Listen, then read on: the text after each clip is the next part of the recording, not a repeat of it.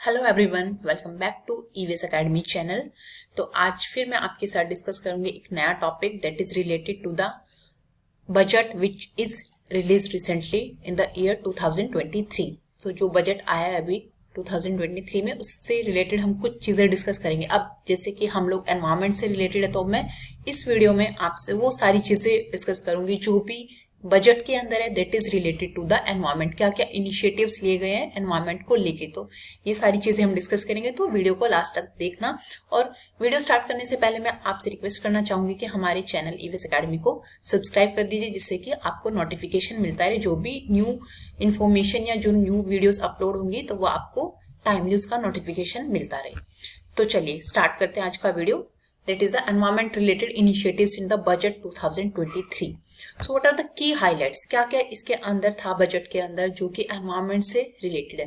So the Union Finance Minister, that is the Nirmala Sitharaman, announced the Union budget for financial year 2024 in Parliament on February 1, 2023. Feb 1 को ये release हुआ है। And the first one is the climate action and the sustainability को लेके काफी बात हुई है इसमें।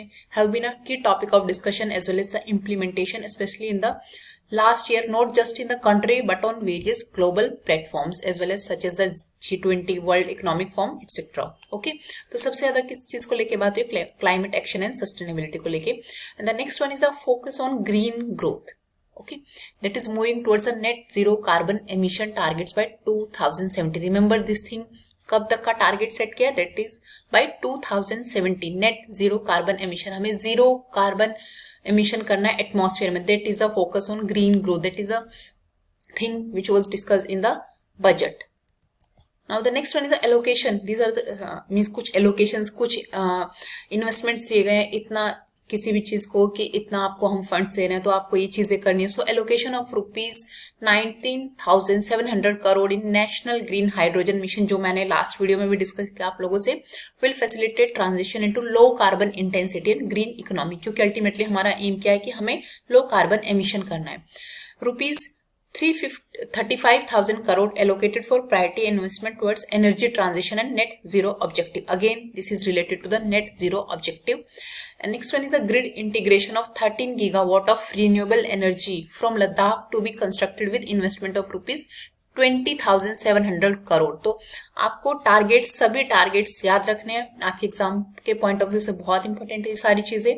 Next one is the green credit programme. This is सबसे पहला प्रोग्राम हमने देखा नेशनल ग्रीन हाइड्रोजन मिशन था, क्योंकि डिफरेंट डिफरेंट इनिशिएटिव्स इसके अंदर। तो एक इनिशिएटिव था green credit programme to be notified under the Environment Protection Act for responsive actions by individuals and companies to encourage environment friendly behaviour. तो green credit programme किसने notify किया? Under the Environment Protection Act के under ही आएगा, for responsive actions by individual या जो भी company है to encourage the environment friendly behaviour.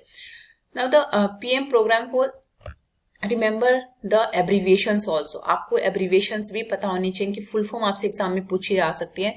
PM programme for restoration, awareness, nourishment and emulation of mother earth, that is a PM Pranam, to be launched to promote alternative fertilizers and balanced use of chemical fertilizers, जिससे कि हम chemical fertilisers का कम use करें और कुछ alternative fertilisers हम लेके आए। That is the full form of Pranam. That is the restoration, awareness, nourishment and emulation of the mother earth, क्योंकि केमिकल फर्टिलाइजर से क्या होता है? हमारे सॉइल का डिग्रेडेशन होता है।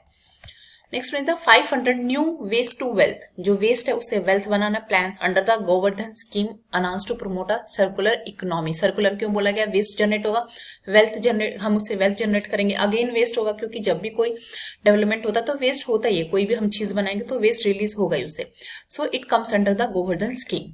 Now the next one is the building on India's success in afforestation. The finance minister announced the mangrove initiative for shoreline habitats and tangible income, that is the MISHTI. आपको इसका भी full form याद रखना, ये भी हम further videos में इसको कंप्लीट डिस्कशन होगा इसके ऊपर।